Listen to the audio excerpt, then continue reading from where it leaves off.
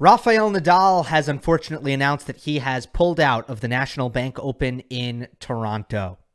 Here I am trying to be a tennis analyst, and I spend more time today talking about why people are not playing tennis. If you missed my video on Novak Djokovic and how he has pulled out of Cincinnati, you can check that out after you watch this one. But of course, I'm here to discuss these things. This video is brought to you by Rally Tennis. Rally Tennis is a new mobile app that makes it easy to play tennis in your area, whether you want to compete or just train. Creating an account is free. Just head over to rallytennis.com or search for Rally Tennis in the App Store. And if you sign up and use me as your referrer, Gill Gross, you'll get $10 towards your account. Nadal has pulled out due to that foot injury. He said that he's been dealing with this for a couple of months now, and of course expressed a massive amount of regret in not being able to play Canada. He really did want to play here. Just to lighten the mood a little bit, I feel like I need to after talking about all these people not being able to play. Here's some good news. Dominic Thiem is back to playing tennis with the tennis racket back in that right hand and the splint off of his wrist. So that's really good. And it'll be interesting to see if he can make a run into being able to play the U.S. Open. I don't know how feasible it is, and I'm obviously not going to speculate about it. But I will say that it seems like Nadal came back, and I don't know if the foot pain was gone or I don't know if it was still there, and he figured, I can just play through this because I know I can't make it worse, and it's just pain, and maybe I'll be fine. But obviously there's a certain level in terms of pain and intensity of pain where it takes all the fun out of playing the game, and it inhibits you from playing at your best level. And it doesn't matter if the injury is not acute, and it doesn't matter if the injury can be played through without making it worse. There's a certain level of pain where it's just not worth it and really kind of infeasible to play.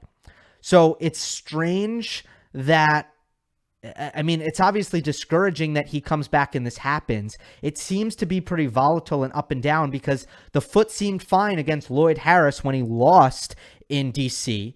That was just the eye test. It looked fine. And then afterwards, Nadal went as far as confirming that it was fine. This is an injury that spans back to the beginning of Rafael Nadal's career. In 2004, 2005, he's had this rare form of like plantar fasciitis, if I'm pronouncing that correctly. I don't know if I am, but it's this bone condition that he was born with in his foot, and it has constantly plagued him throughout his career, but he's always been able to manage it, always. So that is the good news. That is the positive news. Here's the bad news. The bad news is that in DC, over the course of 6 sets, it looked like very clearly Nadal was not hitting the ball or really doing anything at the best of his abilities. And it looked like he really needed matches to try to round himself into form. And if he is not able to train hard, you worry about his level even if he is able to come back and healthily play the U.S. Open. But he can still play Cincinnati. And he hasn't pulled out of that. And I'm sure he hopes to move on and play Cincinnati, but it seems like he kind of needs it. It's also especially disappointing because he had a very good draw here in Toronto, and it was probably going to give him a chance if Nadal was feeling healthy enough to play. It was probably going to give him a chance to round himself into form and play a couple of matches. So if Nadal can't play Cincinnati, I think that the concern levels are pretty high when it comes to the U.S. Open, because it simply seems, and again, the sample size is small, but it's not minuscule. It's 6 sets. And in none of those 6 sets that we saw in DC did Nadal look ready to play the U.S. Open. And if he's not going to be able to train, you're not going to get better that way, unfortunately, for Rafa. And hard courts present some elevated challenges for him. And if you look at his injury history over the last 3 years, the hard court health has been much better. But in reality, Nadal's been unbelievable on hard courts when it comes to his winning percentage. It's been incredible. What has kept him off the hard courts has been his health. Again, it got better. It was really frustrating for him in 2018.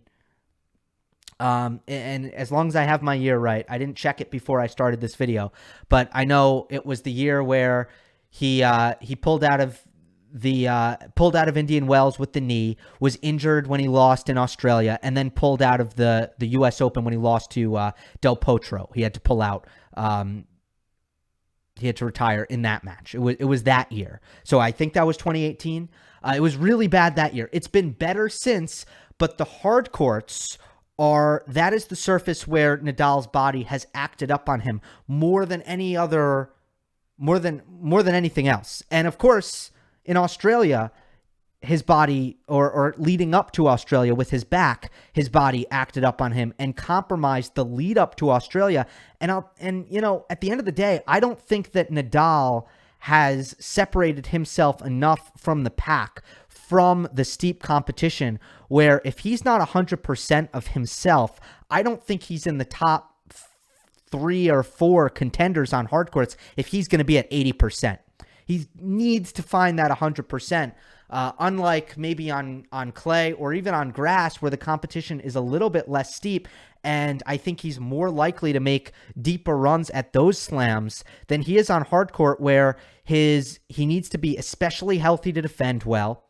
And there are certain things where I just think everything needs to be clicking. Again, his win percentage on hard court recently, take note, it's incredible. He's not losing bad matches. He's been so good at the U.S. Open. He's won 2 out of the last 3 years. In New York, he's got 2 titles, in a short stretch, very, very recent. So this is a tournament that he can excel at, that he can play great at, but he's got to be 100%. There's no doubt about it. And if he plays Cincinnati, that would be huge for him. I really do feel like he needs that. I will say this, though. What is going on right now with Federer, Nadal, and Djokovic, all 3 of them, sort of outlines why the U.S. Open has been the major of opportunity, relatively speaking, because there hasn't been a lot of opportunity. It has still been dominated by the big 4, really. But if you look at slams outside of the big 4, champions outside the big 4 since 2009, Australian Open, 1, Stan Wawrinka. Roland Garros, 1, Stan Wawrinka. Wimbledon, 0. U.S. Open, 4, Stan Wawrinka, 1. And then 3 others with Del Potro and Cilic and team. So which major has presented an opportunity? Which major has the big 3, big 4 been most vulnerable at? It's been at the U.S. Open. Why? Because it's at the end of the year. It's on hard courts. End of the calendar. You're banged up. You're fatigued. And the surface demands the most of your body. That's why it's been more open than the others. And we see Nadal and Djokovic and Federer, none of them will have an ideal lead up to the 2021 U.S. Open. Hope you enjoyed. Don't forget to subscribe. I'll see you next time.